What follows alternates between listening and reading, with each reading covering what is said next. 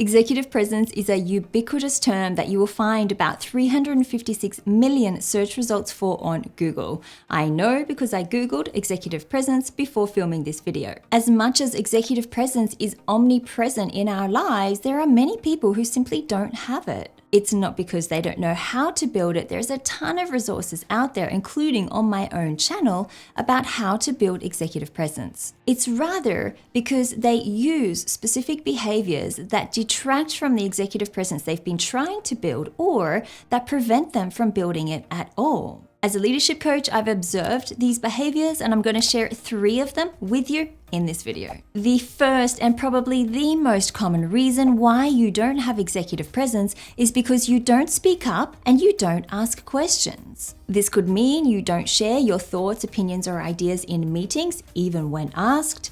You don't ask questions, even when you have one.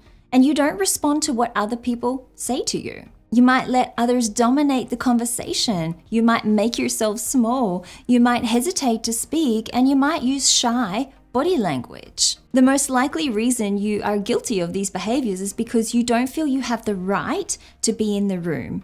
You might feel that you're not good enough, you're not smart enough, and that other people don't care what you have to say. And that your colleagues, of course, are way more intelligent than you, so you should let them speak instead. If you're nodding your head as I say this, I want you to know that I know exactly where you are coming from. I felt this way many times myself during my corporate career, particularly when I worked for a Big Four in Tokyo. I felt that my job was way too good to be true. I was always worried of being found out or worried about being fired. So I would hold back during meetings and refrain from speaking up. Basically, I didn't want to put myself in a position where my manager would realize that I wasn't a good hire. But at that time, I knew nothing about executive presence. I had no idea how important speaking up and asking questions was in building your visibility and your reputation and your future career potential. But now, as a leadership coach, I do understand how important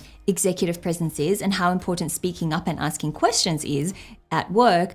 And I can tell you that not doing this is probably one of the biggest reasons why people do not advance in their career. And it could be what is holding you back as well.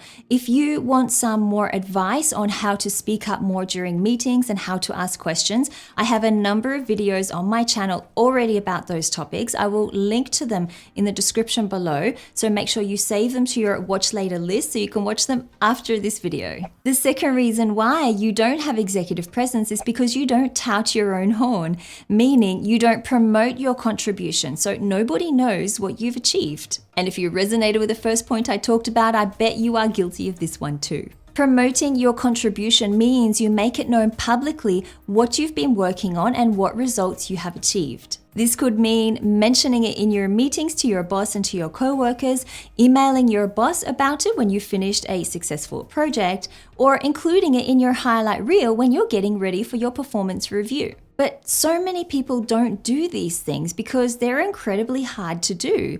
For those of you who are more introverted, more on the shy, reserved side, you might find it very difficult to advertise your achievements, to advertise your successes, and to talk about them publicly to other people. Because it completely goes against what is ingrained in us to not stand out, to not be noticed, to not be boastful, pompous, or conceited. And I get your hesitation because there is a fine line between being boastful and being appropriately self-promotional. Some quick tips to help you in this area is to share wins as well as losses. If all you do is share your wins to your coworkers, then you will come across as arrogant and boastful because you give the impression that you never fail at anything.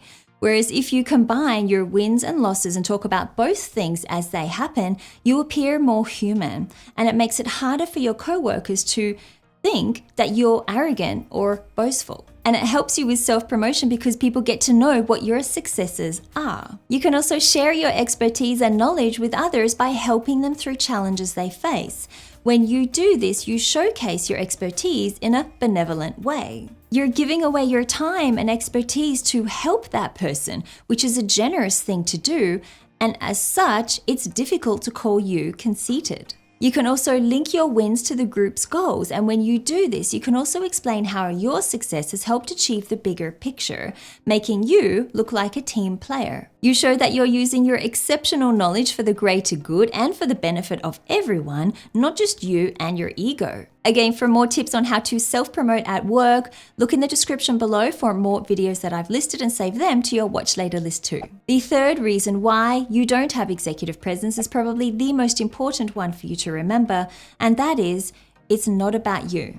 It's about how others experience you.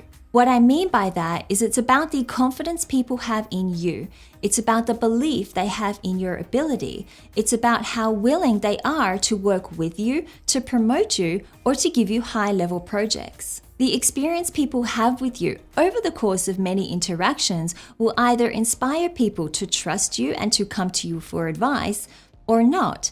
And as a result, it will dictate whether you have executive presence or not. And I'll be honest with you, avoiding people or staying at your desk and keeping your head down at work will not give you the opportunities that you need to form that kind of connection with people. It will keep you hidden and it will keep you playing small. And it will definitely prevent you from developing executive presence. Some things you need to look out for that could negatively impact how people experience you are the certainty you have in yourself and your ability, the level of professionalism you carry, standards you set for integrity, ethics, and boundaries, clarity of your communication, congruence of your body language and your verbal communication, stress and emotional management, and the ability to adjust to other people's emotions. All of these factors could negatively impact how people experience you and as such, negatively impact your executive presence. If you want to know more about getting every aspect of your executive presence in sync and congruent with one another,